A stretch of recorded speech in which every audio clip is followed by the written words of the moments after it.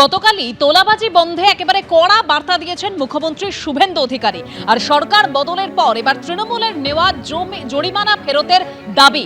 একদিকে বীরভূমের কঙ্কালীতলার ছবি রাখবো আপনাদের সামনে। বীরভূমের কঙ্কালীতলার পর এবার পশ্চিম মেদিনীপুরের কেশপুর। বীরভূমের কঙ্কালীতলায় যেখানে সরকার বদলের পর বিজেপি কর্মীদের থেকে নেওয়া জরিমানা ফেরত দিয়েছে তৃণমূল, অন্যদিকে পশ্চিম মেদিনীপুরের কেশপুর যেখানে জরিমানা ফেরতের দাবি। তোলাবাজি বন্ধে মুখ্যমন্ত্রীর কড়া বার্তার পর এবার জরিমানা ফেরতের দাবি। বীরভূমের কঙ্কালীতলার পর পশ্চিম মেদিনীপুরের কেশপুরের ছবি রেখেছি।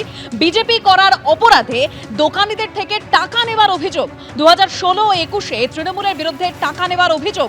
সরকার বদলের পর তৃণমূলের নেওয়া জরিমানা ফেরত চাইছেন দোকানিরা।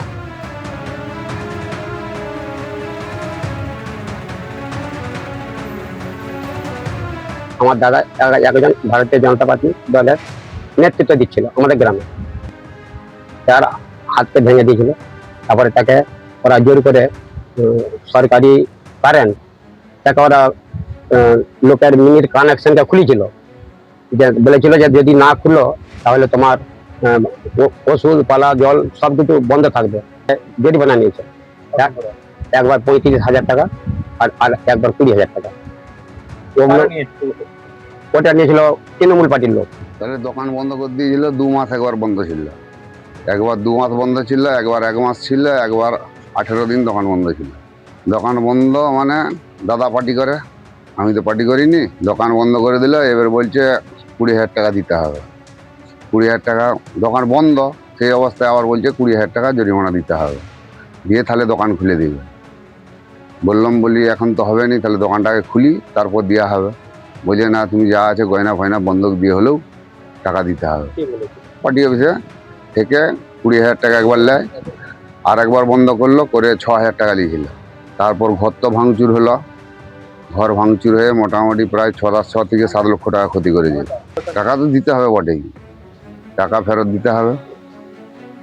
দোকানিরা কি অভিযোগ করলো শুনলেন। অর্থাৎ 2016 ও 2021-এ তৃণমূলের বিরুদ্ধে টাকা নেওয়ার অভিযোগ করছেন দোকানিরা। সরকার বদলের পর এবার তৃণমূলের নেওয়া জরিমানা ফেরত চাইছেন তারা। স্থানীয় বিজেপি নেতা কি বলছেন শোনাবো। আমার ভাই সহ এরকম অঞ্চলে অন্তত 100 জন আছে যাদের কাছ থেকে তৃণমূল তোলা নিয়েছে। আমরা পার্টিগতভাবে এই ব্যাপারে কোনো উদ্যোগ এখনো নিইনি টাকা পয়সা তোলার। আমরা এটার পক্ষপাতিত্বও নয়, কারণ আমাদের রাজ্য সভাপতি যেহেতু বলেছেন, আমরা তো পার্টির অনুগত সৈনিক। পার্টি যেভাবে নির্দেশ দিবে আমরা সেভাবেই চলবো। কিন্তু যারা টাকা দিয়েছে, যাকে টাকা দিয়েছে তাদের কাছে তারা বুঝে নেবে। পার্টি এই ব্যাপারে কোনো লায়াবিলিটিও নেবে না, কোনো কিছু নেবে না, আর আমরা পার্টিগতভাবে সাহায্য করব না। কিন্তু যাকে টাকা দিয়েছে তারা তাদের কাছ থেকে টাকা বুঝে নিলে আমরা কিছু বলতে যাবো না এই ব্যাপারে। আমাদের কোনো লায়াবিলিটি নেই এই ব্যাপারে।